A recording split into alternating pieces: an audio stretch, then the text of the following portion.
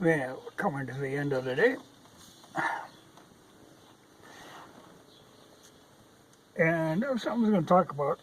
I keep hearing, anytime I have problems with YouTube, which is fairly often, I always say, oh, you should start doing on another site, of which there are several. Well, I don't. I looked into them at one time, and it really didn't appeal to me. My theory, I started doing this stuff on YouTube. I don't, this is the devil that I know. I have no desire to switch to another platform. Like I said, I'd sooner, if it gets to be a problem, I'd sooner just drop it altogether. Or if they kick me off altogether, and it's not like I'm going to spring up on another site. I have no interest in that. But I kind of think, YouTube used to work. And it has really gone to hell. But this has been a process over the years. Even back when they started that, I don't remember what it was called, Google Plus. That kind of nonsense. They take something that works and they just make a mess out of it. And of late, there has been, you maybe don't realize it or you don't notice it, but there has been a rash of people getting suspended or having their channels removed, getting strikes. This is something they've really been working on lately. Now, okay, in a way, that's a little disturbing. It's tough for the people who are trying to make some kind of a living on this, but to me, it's not that big a deal. But I don't see that, like I say, this sudden rash of them kicking people off.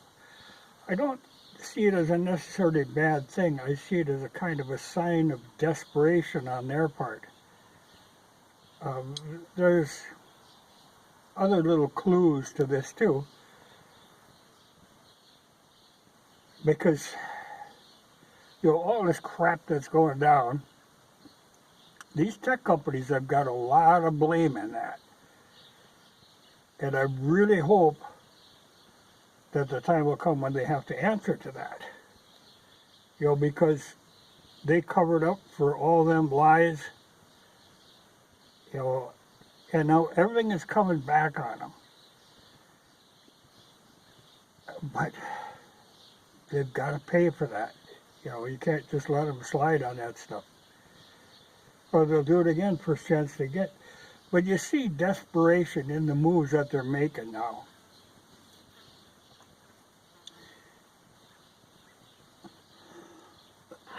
But I do feel that they're on the downhill slide.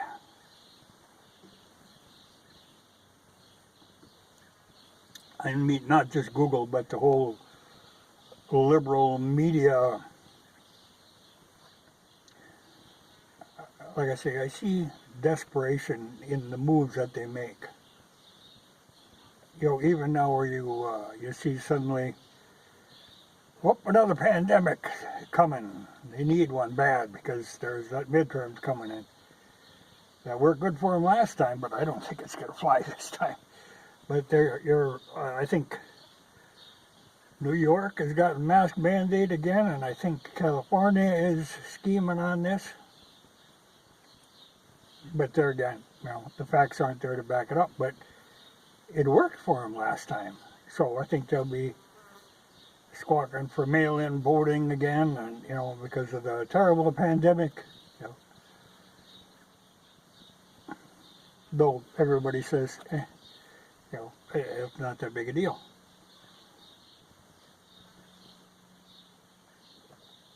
something, what, BA5 or something.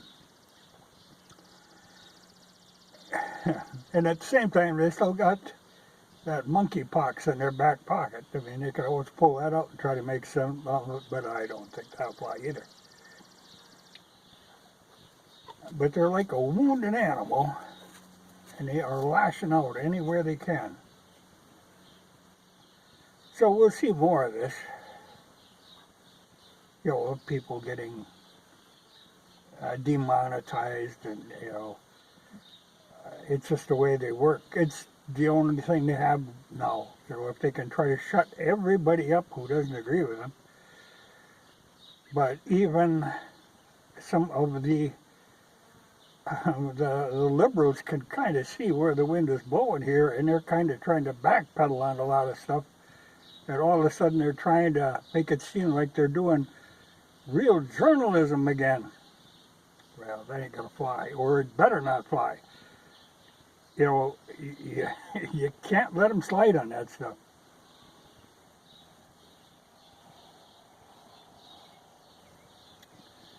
But it's interesting to watch.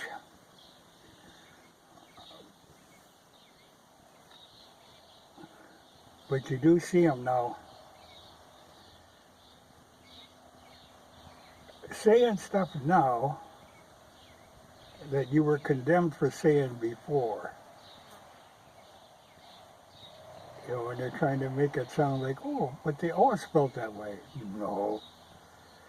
It's just that they're in a corner now. But you can't let them slide by on that stuff. Because this administration is going to go down. I mean, they are just so extremely incompetent that even as bad as the liberal media is, they can't continue to cover for these people. It's just an impossibility. You know, they pulled it off with him running in the basement. You know, but you can't keep doing that. It just isn't going to work again. But he is, well, the whole administration is an embarrassment. Like I say, they are incompetent, and it's like if they have a job opening, they don't get the best person for the job. They try to find somebody that's just a little bit more incompetent than what they are and put them in the job. You know, so it's rotten from one end to the other. But I don't know how they can even pretend to be able to run things. They have no understanding of what's going on at all. You know, it's too bad, you know, like with this whole rigmarole they made up in Ukraine, you know, that they got that started.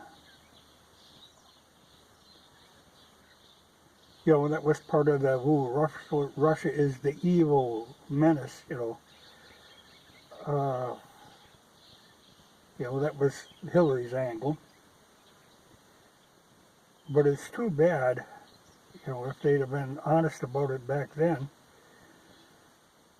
You know, because our real problem is China.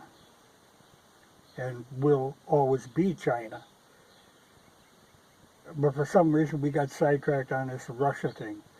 Well, if we'd have had the sense to stay on good terms with Russia, it would have been a great advantage to us in the problems that are going to be coming. But no, we got to pick a fight with Russia, and pick a fight with China, and pick a fight with Iran.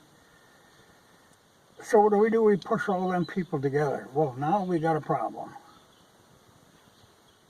And all of that to protect the democracy in Ukraine, which has not existed for a very long time. It's just an imaginary thing. That's funny. It's too bad, though. You know, how much good could be done in the world if we could learn to get along with people instead of trying to pick fights for some political gain. But that's how, well, it was Hillary who really got that going, the whole Russia thing, but we still got people doing that. You know, they're the evil. It isn't them. That isn't the problem. It was funny the other day. You know, well, not funny. I mean, it was sad. I mean, they got some of them HIMARS in. Well, the Russians took out a few of them, but they were able to take a shot at some town with them. Now, they hit a chemical plant. And the thing that puzzles me about this, okay, the Ukrainians aren't trained in using these. This is a complex system. So I suspect that we had boots on the ground running this operation. There's just no way they could do it without that. If they actually hit the target that they were intending to hit, you know, they wounded like 200 civilians and killed like a half dozen or something. But it was like, I think it was saltpeter that blew.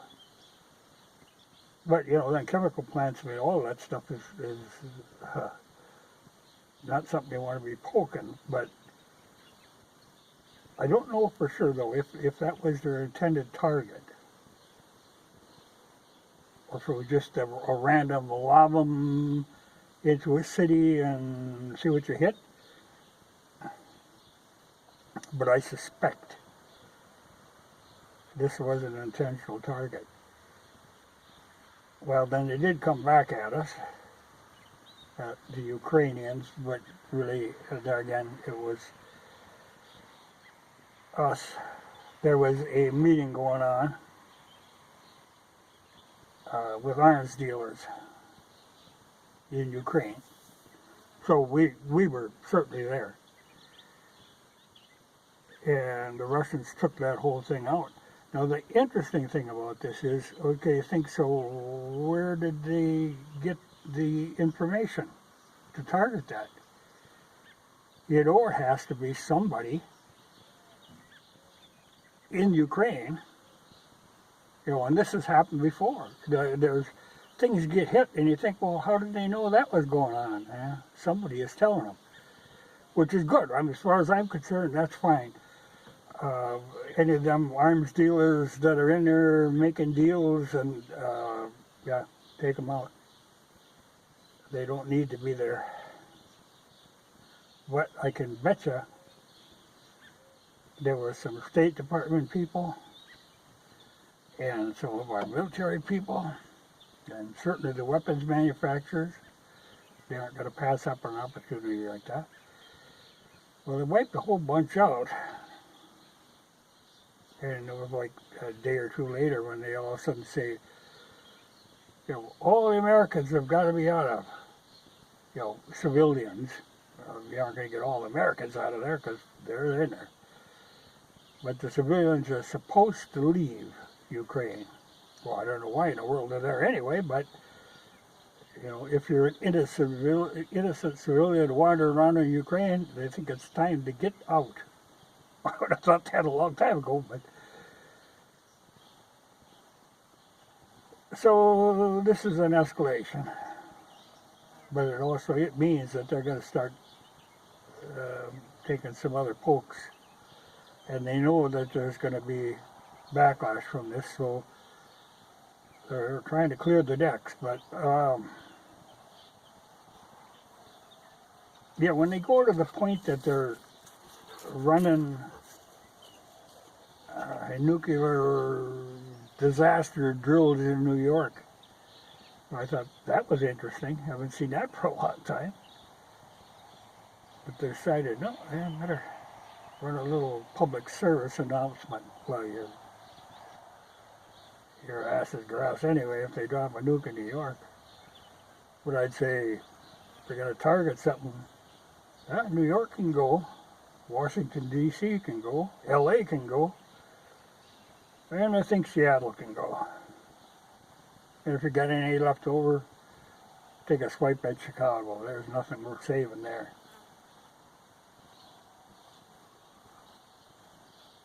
But evidently they're thinking this is a possibility. But the humorous thing is that they think that this scenario is in some way survivable. You know, it's just ridiculous. It isn't survivable. But they're going to be poking at them until they find out.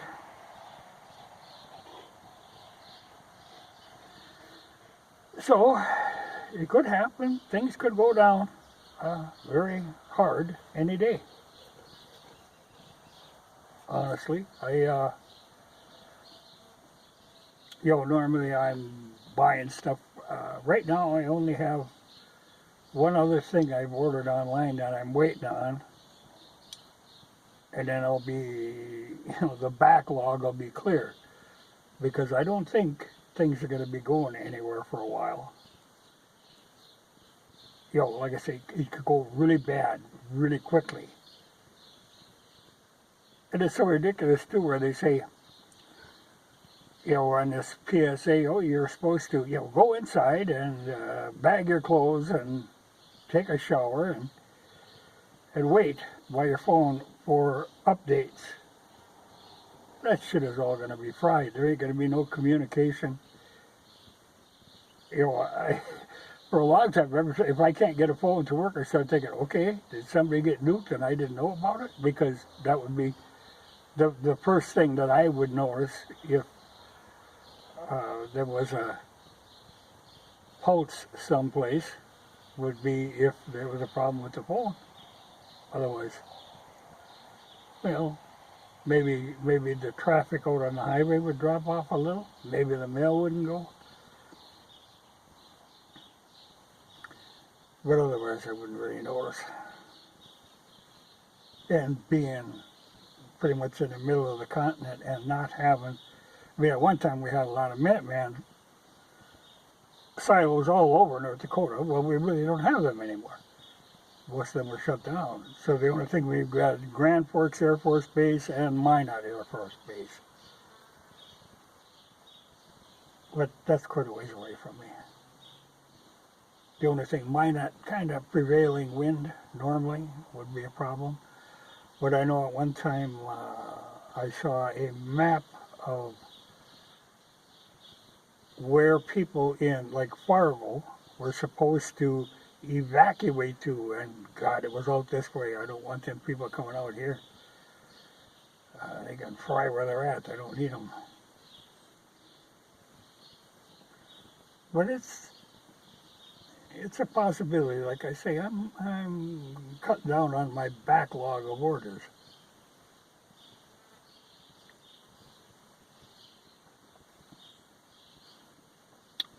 Because, if they can't make this new virus thing fly, they're desperate for something. And if they need to kick off a war to stay in power, they could very well do it. Because the one thing they don't want to do is lose power, and they are set to lose her. But the way it's going, I don't know that we will actually make it to the midterms in one piece. I really have my doubts. There's just too many incompetent people running things. And there's nobody to talk sense into them. And if you try to talk sense, you get shut down. Yeah.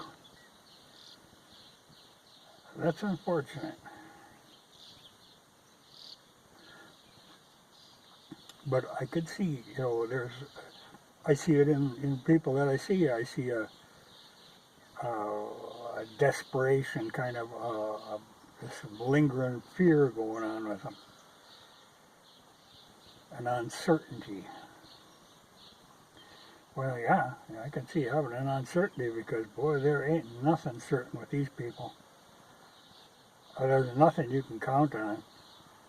Like I say, every day you look at the news, there's some other episode of craziness. But they'll keep spending your money. A pile more went to Ukraine. And now we're going to sell them. Oh no, we're selling a hell of a pile of tanks. I think it's to the Poles. Because they gave their old Soviet tanks to Ukraine. So now the Poles wanted German tanks. The Germans don't want to give them up. So we said, well, we'll give them some of our tanks. You know, it's just like a big rummage sale here. We're getting rid of anything you can get a buck for. Move it out. And then demand money to make new because, oh my God, we don't have enough. You know, I think we got too damn much.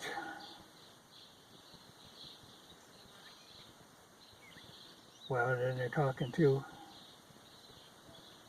on fighter planes. They're going to start training the Ukrainians on our fighter planes. And the theory being, this is in their mind going to go on and on and on. Though, man, you got to be getting low on Ukrainians. You know, they've killed a pile of them. You know, there can't be a whole lot of them left, and I would think that some of them left would kind of see the light and say, well, this ain't working. But no, they keep poking at her. Or we keep making them. Boy, that was a foolish maneuver. But it is tearing Europe apart. I mean, they're all at each other's throats. And like when we start talking about getting all our citizens out of Ukraine, I start thinking, oh yeah, that's kind of like in Afghanistan before we made the big skedaddle. We pulled all the citizens out. In theory, that we left to pile them, but then you're on your own. That's what they're saying here. Get out now or we won't be responsible for you. Though, if you're there, you're up to no good anyway, so.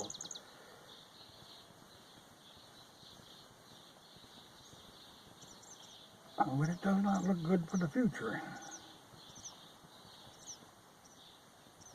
But I think I did hear some rumor someplace that gas prices had dropped a little bit. Well, everything else is going up. You know, if gas drops a dime, what the hell? You know, it ain't gonna make no difference.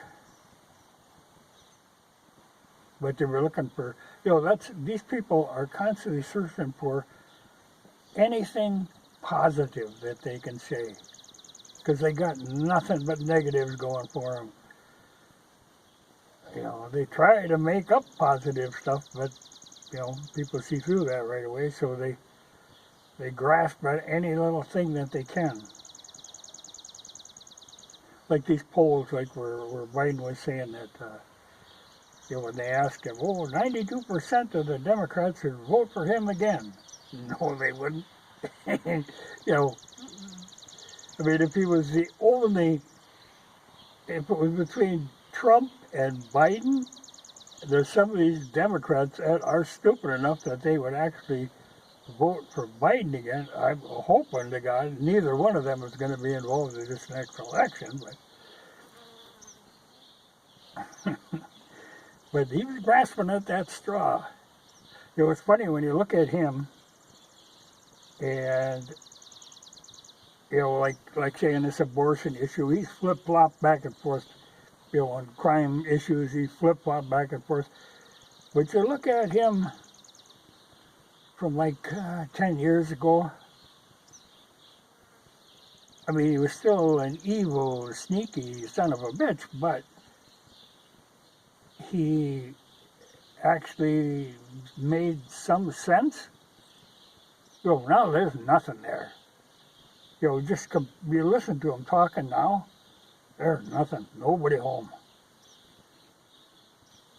And he thinks people are gonna vote him in. Man, I hope if Russia takes out, well, they better be on the safe side and take out his summer home too while they're at it, because I don't think he spends a lot of time in D.C. So I better pound that summer home. I'd like to see him gone if that's what it takes. But there again, you know, like with YouTube and their attitudes, my saying that could get this pulled.